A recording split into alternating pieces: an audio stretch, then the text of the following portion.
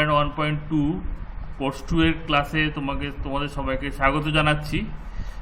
তোমাদের ইউনিট 2টা আলোচনা হচ্ছিল। ইউনিট 2 এর যে লাস্ট টপিক এটা হচ্ছে জাতীয় শিক্ষানীতি বা ন্যাশনাল পলিসি অফ এডুকেশন 1986, সেটা আলোচনা হচ্ছিল। তার কিছু গুরুত্বপূর্ণ পয়েন্ট আমরা এর আগে ডিসকাস করেছি। আজকে আমাদের আরও কয়েকটি পয়েন্ট আছে, আরও একটা দুটো ক্লাস লাগবে, মানে প্রচুর অনেকগুলো পয়েন্টের।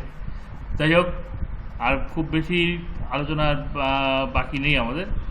আজকে আমরা এই জাতীয় শিক্ষানীতির নবম অংশে কি বলা হয়েছে, আগে আমরা আলোচনা করেছি, বিভিন্ন অংশগুলো পড়েছি। নবম অংশটা দেখবো আমরা যে শিক্ষকের মর্যাদা আর প্রশিক্ষণ নিয়ে কি বলেছে, জাতীয় শিক্ষানীতিতে কি আলোচনা করা হয়েছে। আমরা জানি যে শিক্ষকই কিন্তু মেন, মানে শিক্ষকতার কাজটা তো শিক্ষকই করবে, তো শিক্ষকেরই দায়িত্ব। তাহলে শিক্ষকের যদি মর্যাদা না থাকে তাহলে শিক্ষক কীভাবে কাজটা করবে? তাহলে শিক্ষাক্ষেত্রে যেমন শিক্ষার্থী যেরকম একটা গুরুত্বপূর্ণ ভূমিকা থাকে, শিক্ষার্থী না হলে যেমন শিক্ষা ব্যবস্থা অচল থাকে, ঠিক তেমনই শিক্ষক এও কিন্তু একটা গুরুত্বপূর্ণ জায়গা ধরে আছে। কারণ শিক্ষার্থী উভয়ের মিথস্ক্রিয়ার ফল হচ্ছে শিক্ষা। সমগ্র শিক্ষা ব্যবস্থাটা যদি আমরা দেখি, যে এখানে শিক্ষক ও শিক্ষার্থীর মিথস্ক্রিয়ার ফলই হচ্ছে শিক্ষা ব্যবস্থা। ফলে এখানে শিক্ষকের মর্যাদা একটা খুব গুরুত্বপূর্ণ ব্যাপার। জাতীয় শিক্ষানীতি 1986 যে শিক্ষানীতির নবম অংশে বা নবম অধ্যায়ে এই শিক্ষকের মর্যাদার উপর কি বলা জানি, মর্যাদা বিচারে সমাজে শিক্ষকদের অন্যান্য সকলের ঊর্ধ্বে, এটা আমরা ঠিক জানি যে শিক্ষক তিনি শিক্ষা দান করেন, তিনি শিক্ষা মানে ভবিষ্যৎ প্রজন্ম তার হাতে তৈরি হয়। একটা শিক্ষক মানে কি, শিক্ষক সমাজের বিভিন্ন ধরনের কর্মী আছেন, কিন্তু শিক্ষকের সাথে অন্যদের পার্থক্যটা হচ্ছে যে প্রত্যেকটা মানুষ কিন্তু শিক্ষার্থী, প্রত্যেকটা মানুষ শিক্ষার্থী কিন্তু, এবং সেই শিক্ষার্থীকে কোনো না কোনো শিক্ষকের কাছ থেকে তাকে শিক্ষা লাভ করতে হয়েছে। ফলে মানে অ্যাকচুয়ালি সমাজে যত রকম কাজ আছে, সমস্ত কাজের মানুষকে শিক্ষাদান করেছে কিন্তু শিক্ষক। ফলে সমাজে যদি বিচার করা যায়, যদি সঠিকভাবে বিচার করা যায়, তাহলে শিক্ষকের মর্যাদা কিন্তু সবচেয়ে বেশি, শিক্ষকগণই কিন্তু সবচেয়ে বেশি, তার মর্যাদা সবচেয়ে বেশি হওয়া উচিত বা আছেও এবং হওয়া উচিত। সমাজে শিক্ষকের মর্যাদা প্রত্যেক সমাজ সংস্কৃতির গভীরতা উপলব্ধি করা যায়। শিক্ষকের মর্যাদা, যে সমাজে শিক্ষকের মর্যাদা যত বেশি থাকবে, তত সেখানে বলতে সমাজ সংস্কৃতির গভীরতা তত বেশি হবে, মানে সেখানে সেই সমাজ বা সংস্কৃতি তত ভালো। এই কারণে শিক্ষা ব্যবস্থার সার্বিক পুনর্গঠনের প্রয়াসে শিক্ষকের মর্যাদার বৃদ্ধিতে গুরুত্ব দেওয়ার একান্ত প্রয়োজন।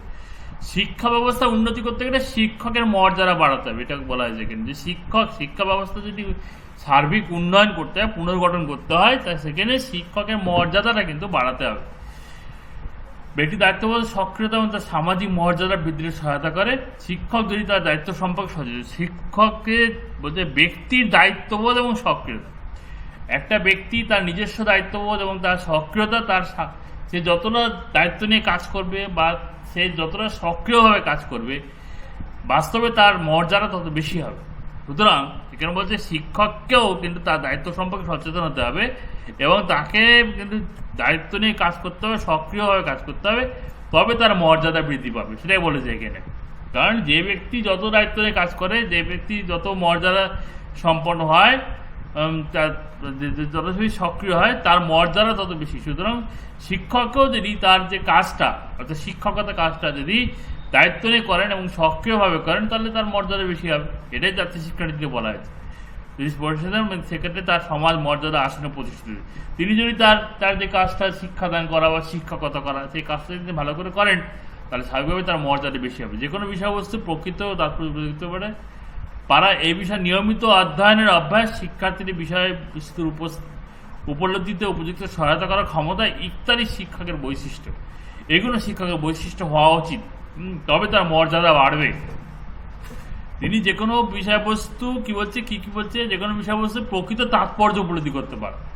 যে কোনো একটা শিক্ষা, যে বিষয়ে তিনি শিক্ষা দেবেন শিক্ষার্থীদেরকে, সেই বিষয়টার যে তাৎপর্য তিনি উপলব্ধি করতে না পারেন, তাহলে তিনি শিক্ষা দিতে পারবেন না। এই জন্য বলছে শিক্ষকের প্রথম কাজ হচ্ছে কি, যে বিষয়বস্তুটা, যে কোনো বিষয়বস্তু অর্থাৎ যেটা তিনি পড়াবেন, যেটা তিনি পাঠদান করবেন, যেটা তিনি আলোচনা করবেন, তার মর্যাদা মানে সেইটা সম্পর্কে তার তাৎপর্য যে ওটা কেন আলোচনা করা হবে সেটা উপলব্ধি করতে হবে। এছাড়া নিয়মিত অধ্যয়ন, শিক্ষকদের মনে করে আমি সব জেনে গেছি, আমার আর পড়াশোনার দরকার নেই, তাহলে কিন্তু সেটা কিন্তু একদম ভ্রান্ত ধারণা। তাকে নিয়মিত পড়তে হবে, নিয়মিত অধ্যয়ন করতে হবে। শিক্ষার্থী বিষয়বস্তু উপস্থাপিত উপযুক্ত সহায়তা করা, শিক্ষার্থীদেরকে বিভিন্ন বিষয়বস্তু উপলব্ধিতে সহায়তা করতে হবে। শিক্ষক সহায়তা করবে। আমরা জানি আধুনিক শিক্ষা আর প্রাচীন শিক্ষার পার্থক্য। আধুনিক শিক্ষা বলছে যে এখানে শিক্ষক হচ্ছে সহায়কের ভূমিকা পালন করবে, আর প্রাচীন শিক্ষা কি মনে করা যায়, এই শিক্ষকই মেন, শিক্ষকই প্রধান। তিনি যা বলবেন, তিনি যা শেখাবেন বা যা পড়াবেন, শিক্ষার্থী তা পড়বে বা তা শুনবে। কিন্তু আধুনিক শিক্ষা বলছে না, আধুনিক শিক্ষা বলছে এখানে শিক্ষক সহায়ক ভূমিকা পালন করবে। বিষয়বস্তু উপলব্ধিতে শিক্ষার্থীদেরকে বিষয়বস্তু উপলব্ধিতে শিক্ষক এখানে সহায়কের ভূমিকা পালন করবে।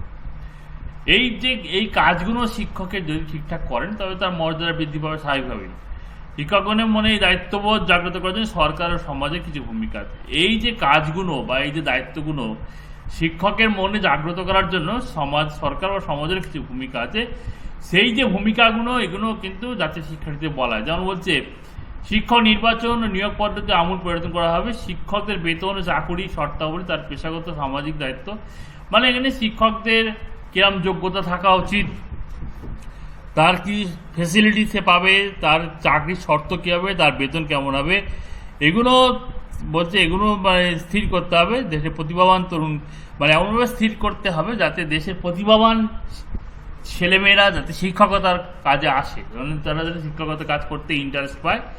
তার জন্য তাদের যোগ্যতা, তাদের বেতন, তাদের চাকরির তাদের সব কিছু ঠিক করে দিতে হবে। সব কিছু মানে একটা নির্দিষ্ট মাত্রায় স্থির করতে হবে, যাতে দেশের প্রতিভাবান মানে ছেলেমেয়েরা এই পেশা গ্রহণে উৎসাহিত। আগে একটা সমস্যা ছিল কি, আগে আমরা শুনেছি যে শিক্ষকতা করতে কেউ চাইতো না, এবং মানে একটা হাসির কথা হচ্ছে, মজার কথা, যে শিক্ষক ছেলের সাথে মেয়ে বিয়ে দিত না, মানে মেয়ের বাপেরা বিয়ে দিতে চাইবে না।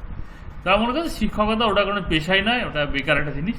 কিন্তু বর্তমান দিনে বলছে এই জন্য এই কথা বলেছিল যে দেশের প্রতিভাবান তরুণগণ যাতে এই পেশা গ্রহণ উৎসাহিত হয়, তার জন্য শিক্ষকের যোগ্যতা বা মর্যাদা বা বেতন বা চাকরি সবকিছু স্থির করে দিতে হবে।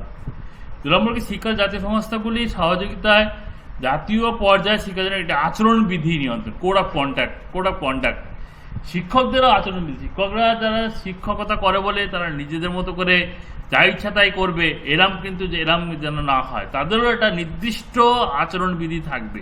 এটা বলছে আচরণবিধি প্রণয়ন করতে হবে। 3 নম্বর কি বলছে, শিক্ষকদের মূল্যায়নের জন্য স্বচ্ছ ব্যবস্থা প্রবর্তন করতে হবে। এই মূল্যায়ন তাদের পুরস্কৃত করা, তিরস্কার করা।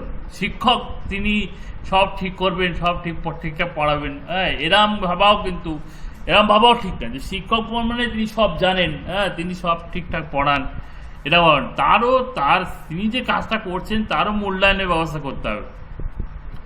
স্বচ্ছ ব্যবস্থা মানে মূল্যায়নের স্বচ্ছ ব্যবস্থা করতে হবে। প্রয়োজনীয়তাকে পুরস্কৃত করতে হবে বা তিরস্কারও করতে হবে। শিক্ষকদের প্রশিক্ষণের জন্য একটি নিরবচ্ছিন্ন কর্মসূচি গ্রহণ করা হবে। এই উদ্দেশ্যে একটি জাতীয় পর্যায়ে শিক্ষা সংসদ বা national council for teacher education বা এনসিটি গঠন করা। যেমন ধরো তোমরা এই যে বিএড কলেজগুলো আছে, এগুলো এনসিটির আন্ডারে আছে। এই যে এনসিটি জাতীয় শিক্ষানীতিতে, আমি আগে বলেছি জাতীয় শিক্ষানীতি হচ্ছে আমরা একটা জিনিস যেটা বেস করে শিক্ষা ব্যবস্থা পরিচালিত হয়। তো এনসিটি দেখো, এই যে এনসিটি কথা বলেছে শিক্ষা বলা, সেইটা কিন্তু গঠন করা হয়েছে, কিন্তু সেটা কিন্তু আজকের দিনে গঠন করা হয়েছে। এই যে আমাদের বিএড কলেজ বা আমাদের ডিএলএড কলেজ সব এনসিটি আন্ডারে। এই সংসদের ওপরে দেশের শিক্ষণ কলেজগুলি শিক্ষকতার মান তদারকি করার দায়িত্ব। এই এনসিটি আমাদের কলেজ এবং সারা ভারতবর্ষে যত বিএড কলেজ আছে, যত ডিএলএড কলেজ, যত এমএড কলেজ আছে, সব কলেজগুলোর কলেজগুলোর শিক্ষকতার মান কিন্তু এটা তদারকি করে। প্রতিটি রাজ্যে জাতীয় শৈক্ষিক গবেষণা প্রশিক্ষণ সংস্থা NCERT, national council of educational research and training, ওদেরটি করে রাজ্য শৈক্ষিক গবেষণা ও প্রশিক্ষণ সংস্থা প্রশিক্ষণ, state council of education research training SCERT, এগুলো স্থাপন করতে হবে। প্রতিটা রাজ্যে হবে। প্রতিটা রাজ্যে এরা কিন্তু এদের কি কাজ হবে, এরা হচ্ছে তোমার এই শিক্ষা বিষয়ে বিভিন্ন গবেষণা বা প্রশিক্ষণের ব্যবস্থা করবে, এনসিআরটি এসসিআরটি সিলেবাস তৈরি করবে এরা। এছাড়া প্রতিটি জেলায় একটি করে জেলা শিক্ষা ও প্রশিক্ষণ প্রতিষ্ঠান গড়ে তোলা হবে, district institute of education technology diet বলে এটা গড়ে তোলা হবে। এটা প্রতিটা আমাদের যেমন সাউথ স্টেশনের জয়নগরে আছে ডায়েট আছে, ডায়েট করা হবে। এই সংস্থাগুলি পারস্পরিক সহযোগিতার কর্মরত শিক্ষক ও কর্মপূর্ব অবস্থায় সম্ভাব্য শিক্ষকগণের প্রশিক্ষণ দেওয়া। এই যে ডায়েটে বা এনসিআরটি বা এসসিআরটি এরা কি করবে, এরা শিক্ষকদের প্রশিক্ষণ দেবে, বিভিন্ন শিক্ষা বিষয়ে গবেষণা করবে, এই সকল কাজগুলো এরা করবে। এগুলো এই সময় বলা হয়েছিল এবং সেই অনুযায়ী কিন্তু মানে এরা কাজও করছে, এগুলো প্রতিষ্ঠা করা হয়েছে, এগুলো কিন্তু তৈরি হয়েছে সেই সময় বলা হয়েছিল এবং সেই অনুযায়ী কিন্তু এই সংস্থাগুলো কিন্তু তৈরি হয়েছে। এই সংস্থাগুলো কিন্তু কাজ করে, আমাদের পশ্চিমবঙ্গেও আছে, আমাদের দক্ষিণ চব্বিশ পরগনাতেও আছে, হ্যাঁ আমাদের জেলাতে আছে, সব জায়গায় আছে। এগুলো দেখো অ্যাকচুয়ালি এই জাতীয় শিক্ষানীতির বাস্তব রূপ কিন্তু আমরা এখন দেখতে পাচ্ছি। এবার তাকে শিক্ষা ব্যবস্থা পরিচালনা কি, এটা শিক্ষকদের মর্যাদা সংক্রান্ত গেল, এটা একটা বৈশিষ্ট্য গেল। এবার 10ম অধ্যায়ে যেটা আলোচনা করা হয়েছে শিক্ষা ব্যবস্থার পরিচালনা, আমাদের যে শিক্ষা ব্যবস্থাটা কিভাবে পরিচালনা হবে। তাহলে শিক্ষানীতির পরবর্তী অংশে বলা হয়েছে জাতীয় স্তরে শিক্ষা পরিকল্পনা পরিচালনা প্রাধান্য দেওয়া হবে, অগ্রাধিকারের ভিত্তিতে গ্রহণ করা হবে। জাতীয় স্তরে শিক্ষা পরিকল্পনা পরিচালনা মানে শিক্ষা ব্যবস্থাটা, শিক্ষা পরিকল্পনাটা প্রাধান্য দেওয়া হবে। এটাকে জাতীয় স্তরে এই শিক্ষা না হলে তো মানুষের কিছু হবে না। সবচেয়ে গুরুত্বপূর্ণ যেটা কাজ আমাদের জীবনে এটা হচ্ছে শিক্ষাটা যদি আমরা ঠিকঠাক লাভ করতে পারি, এটাকে যদি ভালোভাবে পরিচালনা না করতে পারি তাহলে কিছুই পরিচালনা করে না। এর জন্য বলছি এটাকে অগ্রাধিকার দিতে হবে। এর জন্য এই উদ্দেশ্যে কতগুলো কথা ব্যবস্থা গ্রহণ করার কথা বলা হয়েছে। দেশের শিক্ষা ব্যবস্থার উন্নয়ন পরিচালনা সম্পর্কে পরিচালনার পরিপূর্ণ দায়িত্ব কেন্দ্রীয় শিক্ষা উপদেষ্টা পর্ষদকে দেওয়া হবে। তাছাড়া এই পর্ষদ মানব সম্পদ উন্নয়নের বিভিন্ন কর্মসূচির মধ্যে সমন্বয়। সিএবি তোমরা আগে শুনেছো, central advisory board of education, কেন্দ্রীয় শিক্ষা উপদেষ্টা পর্ষদ। এটা ইংরেজিতে আমাদের তৈরি হয়েছিল। এর মূল কাজ হচ্ছে তোমার কেন্দ্রীয় সরকারকে শিক্ষা ব্যাপারে নানা রকম পরামর্শ প্রদান করা। এরাতেই বলছে শিক্ষা ব্যবস্থার উন্নয়ন পরিকল্পনা সম্পূর্ণ দায়িত্ব, পরিচালনার দায়িত্ব কিন্তু এই সিএবি পর্যালোচনা এরা অ্যাকচুয়ালি উপদেষ্টা কমিটি। এরা কি কমিটি? উপদেশ, সরকারকে বিভিন্ন ব্যাপারে উপদেশ দেবে, শিক্ষা সংক্রান্ত উপদেশ দেবে। এই শিক্ষা ব্যবস্থা উন্নয়ন পরিচালনা সম্পর্কে কিভাবে সম্ভব, কিভাবে পরিচালনা সম্ভব সেই সম্পর্কে পর্যালোচনা করবে, মানে ঠিকঠাক হচ্ছে কিনা, যদি কিছু সমস্যা হয় সেই সমস্যা কিভাবে দূরীকরণ করা যাবে, নতুন জিনিস কিভাবে ইনভলভ করা যাবে, সেগুলো সংক্রান্ত যাবতীয় পর্যালোচনা করার দায়িত্ব কিন্তু এই সিএবিকে দিতে হবে। বলা যায় যে সিএবিকে এগুলো দিতে হবে, central advisory board of education. এই যে সংস্থা, এই পর্ষদ মানব সম্পদ উন্নয়ন বিভিন্ন কর্মসূচির মধ্যে সমন্বয় করবে। এই সংস্থা কিন্তু মানব সম্পদ উন্নয়নের আরও যে শিক্ষা একটা মানব সম্পদ উন্নয়নের একটা কর্মসূচি, এছাড়া আরও যে কর্মসূচিগুলো আছে সব কিছুর মধ্যে কিন্তু এরা সমন্বয় করবে। সিএবি আগে বললো central advisory board of education, ভারতের এটা গুরুত্বপূর্ণ প্রতিষ্ঠান। আর কি জাতীয় শিক্ষা প্রয়োজনের একটি উপযুক্ত পাঠ্যক্রমের প্রয়োজন এবং এর জন্য যে যোগ্য ব্যক্তিদের প্রয়োজন। এই উদ্দেশ্যে প্রশাসনিক স্তরে এটি সর্বভারতীয় শিক্ষা সার্ভিস গঠন করতে হবে, রাজ্য সরকারগুলি পরিচালনার দায়িত্ব দিতে হবে। একটা উপযুক্ত পাঠ্যক্রম দরকার। জাতীয় শিক্ষা ব্যবস্থা পরিচালনার জন্য একটি উপযুক্ত পরিকাঠামো প্রয়োজন এবং যোগ্য ব্যক্তিদেরও প্রয়োজন। এই উদ্দেশ্যে প্রশাসনিক স্তরে একটি সর্বভারতীয় শিক্ষা সার্ভিস গঠন করা হবে। রাজ্য সরকারগুলি সঙ্গে আলোচনার মাধ্যমে এই প্রশাসনিক শাখার মৌলিক নীতি, কার্যাবলী এবং কর্মী নির্বাচন পদ্ধতি ইত্যাদি ঠিক হবে। এরা আইইএস, ইন্ডিয়ান এডুকেশনাল সার্ভিস, মানে শিক্ষা ক্ষেত্রে যে সুষ্ঠু পরিচালনা প্রয়োজন, এর জন্য কিন্তু ব্যক্তির প্রয়োজন। শিক্ষা ব্যবস্থাটাকে সুষ্ঠুভাবে পরিচালনার জন্য কিন্তু বিভিন্ন ব্যক্তি প্রয়োজন। ব্যক্তি মানে কর্মচারী আর কি।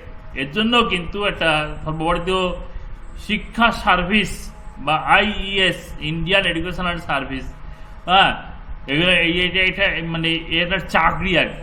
হ্যাঁ, এরা কি করবে? শিক্ষা ব্যবস্থাটা পরিচালনা করবে। এই সার্ভিসের মাধ্যমে যারা চাকরিতে নিয়োজিত হবে তারা শিক্ষা পরিচালনা করবে। রাজ্য সরকারগুলিও রাজ্য সরকারগুলির সঙ্গে আলোচনার মাধ্যমে এই প্রশাসনিক শাখার মৌলিক নীতি, কার্যাবলী, কর্মী নির্বাচন প্রভৃতি, এই কীভাবে কর্মী নির্বাচন হবে এই সার্ভিসের মাধ্যমে, সেগুলো রাজ্য সরকারের সাথে আলোচনা করতে ঠিক করতে হবে। জাতীয় স্তরে শিক্ষা উপদেষ্টা পর্ষদের মতো রাজ্য স্তরেও একটি করে রাজ্য শিক্ষা উপদেষ্টা পর্ষদ গঠন করার জন্য রাজ্য সরকারগুলি পরামর্শ দেওয়া হবে। জাতীয় স্তরে যেরকম শিক্ষা উপদেষ্টা পর্ষদ থাকছে, ঠিক তেমনি রাজ্য স্তরেও কিন্তু এরকম শিক্ষা উপদেষ্টা পর্ষদ থাকবে। SAB, state advisory board of education, মানে জাতীয় স্তরে অর্থাৎ জাতীয় সরকারকে যেমন তোমার দেওয়ার জন্য, পরামর্শ দেওয়ার জন্য যেমন একটা শিক্ষা উপদেষ্টা পর্ষদ থাকছে, ঠিক তেমনি রাজ্যগুলিকে, আমাদের যুক্তরাষ্ট্রীয় শাসন ব্যবস্থা, তাহলে সেখানে রাজ্য সরকারগুলিকেও পরামর্শ দেওয়ার জন্য state advisory board of education SAB গঠন করা হবে। এই পর্ষদ রাজ্যের মানব সম্পদ উন্নয়ন বিভিন্ন কর্মসূচির মধ্যে সমন্বয়। সিএবি যেরকম কেন্দ্রীয় মানব সম্পদ উন্নয়ন সম্পর্কে বিভিন্ন কর্মসূচি সমন্বয় সাধন করে, এসএবি তেমন রাজ্যের মানব সম্পদ উন্নয়ন বিভিন্ন কর্মসূচির মধ্যে সমন্বয় সাধন করবে। শিক্ষা বিভাগ পরিচালক এবং তত্ত্বাবধায়কে বিভিন্ন প্রশিক্ষণের জন্য উপযুক্ত প্রতিষ্ঠান স্থাপন করতে হবে। শিক্ষা প্রশাসক, শিক্ষা পরিচালক এবং তত্ত্বাবধায়ক, যারা শিক্ষা ব্যবস্থার প্রশাসনের দায়িত্ব থাকবেন, যারা এটাকে পরিচালনা করবেন এবং যারা তত্ত্বাবধান করবেন ঠিকঠাক কাজ হচ্ছে কিনা, তাদের প্রত্যেকের বলছে উপযুক্ত প্রশিক্ষণের জন্য প্রতিষ্ঠান তৈরি। তাদেরও শুধু শিক্ষকদের যে প্রশিক্ষণ পর্যন্ত আনা হয় কিনা, শিক্ষা যারা প্রশাসক হবে বা যারা পরিচালক হবে এবং যারা তত্ত্বাবধান করে, তাদের প্রত্যেকের কিন্তু প্রশিক্ষণ দরকার। এর জন্য বলছে উপযুক্ত প্রতিষ্ঠান তৈরি করতে হবে। শিক্ষা সুষ্ঠু পরিচালনার জন্য জেলা স্তরে একটি করে শিক্ষা উপদেষ্টা পর্ষদ গঠন করা হবে। এই জেলা শিক্ষা উপদেষ্টা পর্ষদ জাতীয় রাজ্য পর্ষদগুলির সঙ্গে শিক্ষা পরিকল্পনা রূপায়ণ সমস্যা। জেলা স্তরে দেখো, এইটা গেল রাজ্য স্তরে। রাজ্য শিক্ষা উপদেষ্টা পর্ষদ মানে একদম তোমার গ্রাস রুট লেভেলে শিক্ষা ব্যবস্থাটাকে পরিচালনা করে। এইটা গেল প্রথমে সিএবি, তারপরে এসএবি, তারপরে জেলা স্তরে শিক্ষা উপদেষ্টা পর্ষদ গঠন করার কথা বলা হয়েছে। একদম গ্রাসরুট লেভেল পর্যন্ত এরকম উপদেষ্টা পর্ষদ থাকবে। এই জেলা শিক্ষা পর্ষদগুলি জাতীয় রাজ্য পর্ষদগুলির সঙ্গে শিক্ষা পরিকল্পনা রূপায়ণ, সমস্যাদের সমাধান, পরিচালনা, মূল্যায়ন ইত্যাদি বিষয়ে একত্রে কাজ করবে। এরা কিন্তু এই সিএবি বা এসএবির সাথে একসাথে কাজ করবে। পুরো উপদেষ্টা পর্ষদ সিএবি সেন্ট্রালে থাকবে, স্টেট অ্যাডভাইজারি বোর্ড থাকবে, আবার জেলা শিক্ষা উপদেষ্টা পর্ষদ থাকবে জেলা স্তরে, ডিস্ট্রিক্টেও থাকবে। এরা কিন্তু ওই সেন্ট্রাল এবং স্টেটের সাথে সমন্বয় রেখেই এরা কিন্তু শিক্ষা ব্যবস্থা বিভিন্ন কাজ করবে, বিভিন্ন সমস্যার সমাধান করবে, পরিচালনা করে মূল্যায়ন প্রভৃতির ব্যবস্থা করবে। উপযুক্ত ব্যবস্থাপনা পদার্থ সংগতি সম্পন্ন স্বেচ্ছাসেবী সংস্থাগুলিকে শিক্ষার ব্যাপারে উৎসাহ দিতে হবে। ব্যবসায়িক উদ্দেশ্যে সকল সেগুলি স্বেচ্ছাসেবী সংস্থা বিভিন্ন বেসরকারি প্রতিষ্ঠান, তারাও যাতে শিক্ষার কাজে নিয়োজিত হয় তারও ব্যবস্থা করতে হবে। তবে লিখতে হবে তারা যেন শুধু ব্যবসা না করে। তো এক্ষেত্রে লক্ষ্য রাখতে হবে এই যে স্বেচ্ছাসেবী সংস্থাগুলো, তারা যেন শুধু ব্যবসায় যাতে না করে, তারা যাতে শিক্ষার কাজটাও ঠিকঠাক করে। তাদেরকে সরকার একা কিন্তু দায়িত্ব নিতে পারবে না। সরকার তার অতটা পরিকাঠামো নেই বা অতটা সময়ও নেই, অতটা ম্যান পাওয়ার নেই যে পুরো শিক্ষা দায়িত্ব একা নেবে। তা বলে বেসরকারি সংস্থাকে তো স্বেচ্ছাসেবী সংস্থাগুলোর দায়িত্ব নিতে হবে, তাদেরকেও উৎসাহিত করতে হবে। তা বলে তারা শুধু ব্যবসা করবে শিক্ষা নিতে হবে, সেটাও কিন্তু লক্ষ্য রাখতে হবে। যাই হোক, এরপর থেকে আর্থিক সংস্থান কিভাবে একাদশ অংশে জাতীয় শিক্ষা ব্যবস্থার রূপায়ণে আর্থিক সম্পন্ন যোগানের বিষয়ে, সম্পদ যোগানোর বিষয়ে কতগুলি ব্যবস্থা গ্রহণ করি। আর্থিক টাকাটা কোত্থেকে আসবে? মেন হচ্ছে টাকা, মেন হচ্ছে অর্থ। যে কোনো কাজের যেটা মেন জিনিস হচ্ছে অর্থটা হচ্ছে মেন। এই যে জাতীয় শিক্ষা ব্যবস্থার এই যে রূপায়ণ হবে, এই যে পরিচালনা করা হবে, এত বড় একটা শিক্ষা পরিকল্পনা কিভাবে রূপায়িত হবে, সেই নিয়ে যাতে আর্থিক যে দরকার, অর্থ দরকার, যে অর্থটা কিভাবে কিভাবে আসবে, সেটা নিয়ে এখানে কিছু বলা হয়। যেখানে বলা হয়েছে যে কোনো উন্নয়নশীল রাষ্ট্রের সার্বিক বিকাশের জন্য গৃহীত জাতীয় শিক্ষানীতির বাস্তু রূপায়ণ যথেষ্ট অর্থের প্রয়োজন। অর্থ না হলে কিছু হবে না। কিন্তু অর্থ মেন, টাকাটা মেন। টাকাটা যদি না থাকে কিছুই হবে না। যতই তুমি পরিকল্পনা গ্রহণ করো, যে টাকার যদি অভাব থাকে তাহলে কিন্তু কোনো কাজই কিন্তু সঠিকভাবে করা যাবে না। টাকাটাই মেন, অর্থটাই মেন। অর্থ যদি না পাওয়া যায় তাহলে কিন্তু কোনো কাজই ভালোভাবে হবে না, ঠিক আছে? অর্থটাই মেন, অর্থটা দরকার, টাকাটা দরকার, ঠিক আছে? তো শিক্ষা ব্যবস্থায় আর্থিক সংস্থানটা কিভাবে হতে পারে, আর্থিক সংস্থানটা কিভাবে হতে পারে?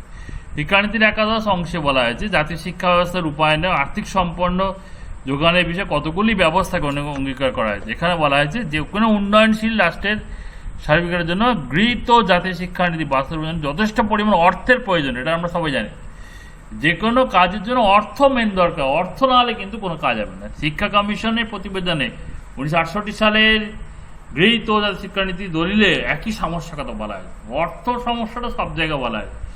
শিক্ষাতে কিছু বরাদ্দ না করা বা প্রয়োজন তুলনায় সামান্য অর্থ বরাদ্দ করার পরিণতি সমগ্র জাতি মারাত্মক। যদি শিক্ষা ব্যবস্থা যতই ভালোভাবে পরিচালনা করো, যদি ঠিকঠাক যদি অর্থ বরাদ্দ না করা হয় তাহলে কিন্তু খুব সমস্যা, পুরো ব্যবস্থাটাই বেকার হয়ে যায়, পুরো ব্যবস্থাটাই বেকার। এই জন্য অর্থটা খুব দরকার। শিক্ষা প্রতিষ্ঠানগুলি অনুদান মঞ্জুর করার যে পরিবর্তন প্রচলিত আছে এবার সকলে সরল করা হবে এবং যতদূর সম্ভব অনুদান ব্যবস্থাকে বিস্তৃত কার্যকরী করা হবে।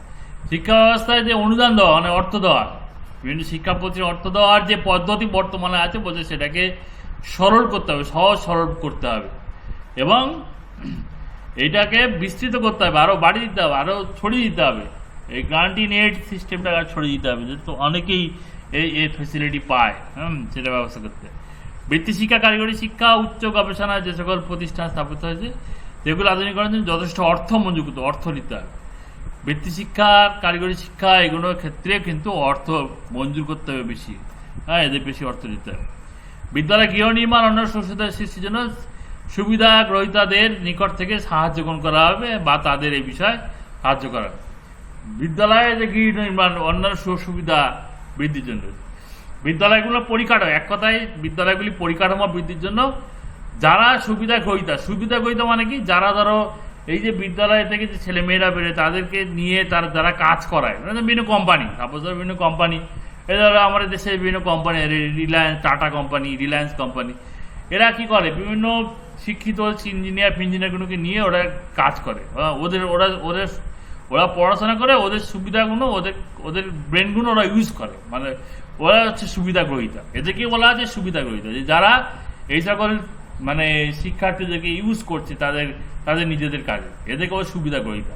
তা বলছে বিদ্যালয় পরিকাঠামো উন্নয়নে সুবিধা গ্রহীতা বিভিন্ন কোম্পানি যারা ছেলে মেয়েদেরকে চাকরি দিচ্ছে, তাদের কাছ থেকে সুবিধা নিচ্ছে, বলছে তাদেরকে বলতে হবে, তাদের কাছ থেকে অর্থ নিতে হবে, তাদেরকে বলতে তোমরা সাহায্য করো, তাদেরকে সাহায্য করতে বলতে হবে। যে তার কারণ পরিকাঠামো উন্নয়ন হলে আরও ভালো ছেলে বেরোবে, আরও ট্যালেন্টেড ছেলে বেরোবে, আরও যোগ্যতা সম্পন্ন ছেলে বেরোবে, ফলে লাভটা তো তাদেরই হবে, লাভটা তো বিভিন্ন কোম্পানিরই হবে। ফলে সুবিধা গ্রহীতার নিকট থেকে বলছে এরম তোমার তাদের কাছ থেকে সাহায্য নিতে হবে বিদ্যালয় পরিকাঠামো উন্নয়নের জন্য। বৃত্তিমূলক এটা হচ্ছে আর্থিক সংস্থানটা কিভাবে হবে সেগুলো আলোচনা করা, যেমন একদম ওই গ্রান্টি নেটটা বিস্তৃত করতে হবে। 2 নম্বর বৃত্তি শিক্ষা, কারিগরি শিক্ষা, এখানে অর্থ বেশি মঞ্জুর করতে হবে। 3 নম্বর বিদ্যালয় পরিকাঠামো উন্নয়ন, সুবিধা গ্রহীতাদের কাছ থেকে অর্থ সাহায্য নিতে হবে, তাদেরকে অর্থ সাহায্য করার কথা বলতে হবে। বৃত্তিমূলক শিক্ষা, বিজ্ঞান শিক্ষা, গবেষণা ইত্যাদি ব্যবহার সংকলনের জন্য যারা শিক্ষার সুযোগ গ্রহণ করেন অর্থাৎ নিয়োগকর্তারে বহন করার অনুরোধ করে, একই কথা দুটোই, ঠিক আছে? বৃত্তিমূলক এটা এমনি শিক্ষা ক্ষেত্রে, আর এটা বৃত্তিমূলক শিক্ষা ও বিজ্ঞান গবেষণা ক্ষেত্রে। এখানেও যারা ধরো এই সুবিধা নিচ্ছে, যে নিয়োগকর্তারা সুবিধা, তাদের কাছ থেকেও তাদেরকে বলতে হবে আপনারা অর্থ সাহায্য করুন, তাদেরকে বলতে, কারণ তোমরা শুধু সুযোগ নিয়ে যাবে, সুবিধা নিয়ে যাবে আর কোনো কিছু ত্যাগ করবে না, সেটা তো হয় না। ওদের কাছ থেকেও বলতে হয় আপনারাও অর্থ সাহায্য করুন, ফলে কারণ উন্নতি হলে ওদেরও ভালো হবে। শিক্ষাক্ষেত্রে মূলভাবে সরকার গ্রহণ করবেন, এই উদ্দেশ্যে বাজেট যথেষ্ট পরিমাণে অর্থ বরাদ্দ করতে হবে। শিক্ষাক্ষেত্রে অ্যাকচুয়ালি মূল ভার কিন্তু সরকারকে বহন করতে হবে। যতই বেসরকারি ব্যবস্থা থাকুক, বেসরকারি উদ্যোগ থাকুক, বেসরকারি উৎসাহ দেওয়া হোক, সরকারকে মেন ভূমিকাটা নিতে হবে। এর জন্য বাজেটে যথেষ্ট পরিমাণে অর্থ বরাদ্দ করতে হবে। 1968 সালে যা শিক্ষানীতি আসতে দেওয়া হয়েছিল, শিক্ষাতে জাতীয় আয় 6% ব্যয় করা হবে, কিন্তু শিক্ষাক্ষেত্রে বরাদ্দ সেই সীমার অনেক নিচে থেকে গেছে। 1968 সালে বলা হয়েছিল যে মোট জাতীয় আয় 6% শিক্ষাক্ষেত্রে ব্যয় করা হবে, জাতীয় আয় মানে কি সরকার ট্যাক্স ফ্যাক্স থেকে যে টাকা থেকে জাতীয় আয় বলে। বলছে তার মোট 6% শিক্ষা খাতে ব্যয় করা হবে 1968 জাতীয় শিক্ষানীতি বলা হয়, কিন্তু বাস্তবে কিন্তু হয়নি, সেই সীমা পৌঁছাতে পারেনি বাস্তবে। এই অবস্থায় জাতির পক্ষে ক্ষতিকারক। তাই জাতীয় স্বার্থে শিক্ষা গুরুত্বপূর্ণ বিনিয়োগের ক্ষেত্রে বিবেচনা করা হবে এবং শিক্ষা খাতে বিনিয়োগ বৃদ্ধি করে ধীরে ধীরে স্থাপন হবে অষ্টম পরিকল্পনা পরবর্তীকালে জাতীয় আয়ের 6% পৌঁছে দেওয়া হবে। তোমার বলছে শিক্ষাটাকে বিনিয়োগ ভাবতে হবে। শিক্ষাক্ষেত্রে এই যে অর্থটা বরাদ্দ বেশি করতে হবে এবং এটাকে কি ভাবতে হবে, বিনিয়োগ ভাবতে। বিনিয়োগ মানে কি, ব্যবসা যেরকম পুঁজি নিয়োগ করা হয়, পুঁজির ফলে একটা তোমার পাওয়া যায়, লাভ পাওয়া যায়, ঠিক আছে। বলছে শিক্ষাটাও এখানে বিনিয়োগ, শিক্ষাটা বিনিয়োগ হিসেবে ভাবতে হবে। এর পিছনে যে অর্থটা ঢালা হচ্ছে সেটাকে বিনিয়োগ ভাবতে হবে, সেটাকে বেকার অর্থ ভাবলে হবে, ঠিক আছে। যার ফলে তোমার আস্তে আস্তে জাতীয় আয় 6% নিয়ে যেতে হবে। শিক্ষাক্ষেত্রে বরাদ্দ মোট জাতীয় আয় 6% জায়গায় নিয়ে যেতে হবে। 6% মানে অনেক। আর কি বলছে, অর্থ বরাদ্দ পরিমাণ এবং শিক্ষানীতি কাঠামো কোনোটাই স্থায়ী ব্যবস্থা হতে পারে না, তাই প্রতি 5 বছর অন্তর শিক্ষানীতি কতটা কার্যকরী সম্ভব হচ্ছে তা বিচার করে দেখা হবে। 5 বছর অন্তর জাতীয় শিক্ষানীতি কতটা কার্যকরী হলে সেটা বিচার করতে হবে, সেটা মূল্যায়ন করতে হবে। নতুন পরিস্থিতি তাও পর্যবেক্ষণ দেখা যাবে। অগ্রাধিকারের ভিত্তিতে প্রয়োজন অনুযায়ী আর্থিক সংস্থানের বিষয়টি বিবেচনা করতে হবে। শিক্ষা ব্যবস্থায় যে জাতীয় শিক্ষানীতি ঠিক কতটা কার্যকরী হলো কি আদৌ হলো না, কি কার্যকরী করতে কি সমস্যা হচ্ছে, অর্থের কি সমস্যা হচ্ছে, সেগুলো কিন্তু 5 বছর অন্তর অন্তর কিন্তু সেটা মূল্যায়ন করতে হবে। সেটা মূল্যায়ন করতে হবে, ঠিক আছে। এবার লাস্ট হচ্ছে অধ্যায় ভবিষ্যৎ। জাতীয় শিক্ষানীতির সবশেষ অংশটি শিরোনাম দেওয়া হয়েছে ভবিষ্যৎ।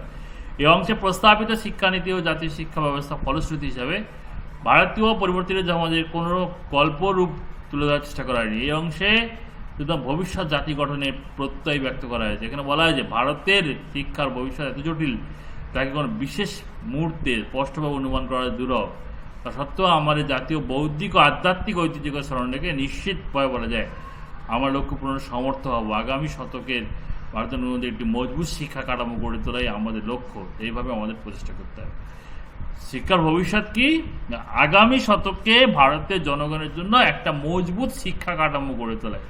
এই শিক্ষানীতি এটাই ভবিষ্যৎ, মানে এইটাই শিক্ষানীতিটা তৈরি করা হয়েছিল এদিকে, এই কথাটা চিন্তা করে যে আগামী শতকের অর্থাৎ একবিংশ শতাব্দীতে, অর্থাৎ আমরা এখন যে শতাব্দীতে আছি এই শতাব্দী ভারতীয় জনগণের জন্য একটি মজবুত শিক্ষা কাঠামো গড়ে তোলাই হলো আমাদের শিক্ষার লক্ষ্য। এটাই ভবিষ্যৎ, এটাকেই ভবিষ্যৎ সে ভাবা হচ্ছে, ঠিক আছে। কারণ তোমার জাতীয় শিক্ষানীতির মোটামুটি মেন পয়েন্টগুলো হয়ে গেল, আরও কিছু ডিসকাস বাকি আছে। আমরা আজকে যেগুলো পড়লাম যে শিক্ষকের সুযোগ সুবিধা, শিক্ষকের মর্যাদা, প্রশিক্ষণ কিভাবে দেওয়া হবে সেটা আমরা দেখলাম। তারপরে দেখেছি আমরা শিক্ষা ব্যবস্থা পরিচালনা কিভাবে করা হবে, সিএবি গঠন করা হবে। তারপরে আইএস পরীক্ষার ব্যবস্থা করতে হবে কর্মচারী নিয়োগের জন্য। সিএবি পাশাপাশি এসিবি গঠন করতে হবে। শিক্ষা প্রশাসক, পরিচালক, তত্ত্বাবধায়ক এদের প্রশিক্ষণের ব্যবস্থা করতে হবে। সুষ্ঠু পরিচালনার জন্য জেলা স্তরে একটি করে শিক্ষা প্রতিষ্ঠা পর্ষদ গঠন করা হবে, সিএবি এসিবির মতো। আর হচ্ছে তোমার স্বেচ্ছাসেবী সংস্থাগুলোকে উৎসাহ দিতে হবে। এরপর আর্থিক সংস্থান কীভাবে হবে সেগুলো দেখলাম। গ্রান্টিনেটের ব্যবস্থা করতে হবে। বৃত্তি শিক্ষার জন্য অর্থ আধুনিকীকরণের জন্য অর্থ মঞ্জুর করতে হবে। বিদ্যালয় গৃহ নির্মাণের জন্য সুবিধাভোগ গ্রহীতাদের নিকট থেকে অর্থ সাহায্য নেওয়া হবে। বৃত্তি শিক্ষা গবেষণা ক্ষেত্রেও সুবিধাভোগীদের কাছ থেকে শিক্ষা সাহায্য নেওয়া হবে, ঠিক আছে। মূল ব্যয়ভার সরকার গ্রহণ করে বাজেটে বাড়াতে হবে, 6% বৃদ্ধি করতে হবে, এইগুলো বলা হয়েছে এখানে। আর হচ্ছে তোমার কোনোটাই স্থায়ী নয়, 5 বছর অন্তর মূল্যায়ন করতে হবে। আর দ্বাদশে ভারতের শিক্ষার যে ভবিষ্যৎটা কি, আগামী শতকের ভারত জনগণের জন্য একটা মজবুত শিক্ষা কাঠামো গড়ে তোলাই আমাদের শিক্ষার লক্ষ্য। এইভাবে আমাদের প্রচেষ্টা করতে হবে, এই হলো ভবিষ্যৎ। তোমাদের জাতীয় শিক্ষানীতির মূল অংশটা কিন্তু আলোচনা হয়ে গেল, ঠিক আছে। এরপরে আর কিছু আলোচনা আছে, আর 1-2 ক্লাস লাগবে। এটা শেষ হয়ে গেলেই তোমাদেরকে বিভিন্ন অ্যাসাইনমেন্টে কোশ্চেন দিয়ে দেওয়া হবে। তোমরা আজকে এটা তোমাদের আলোচনা করলাম, তোমরা এটা দেখবে, পড়বে, এবং তোমরা এটা বুঝতে না পারলে আমাকে অবশ্যই আমাকে বলবে, ঠিক আছে। তাহলে শিক্ষানীতি কিন্তু মূল বৈশিষ্ট্যগুলো কিন্তু আজকে শেষ হয়ে গেল, ঠিক আছে। সবাই ভালো থাকবে, এই বলে আজকে ক্লাস শেষ করলাম।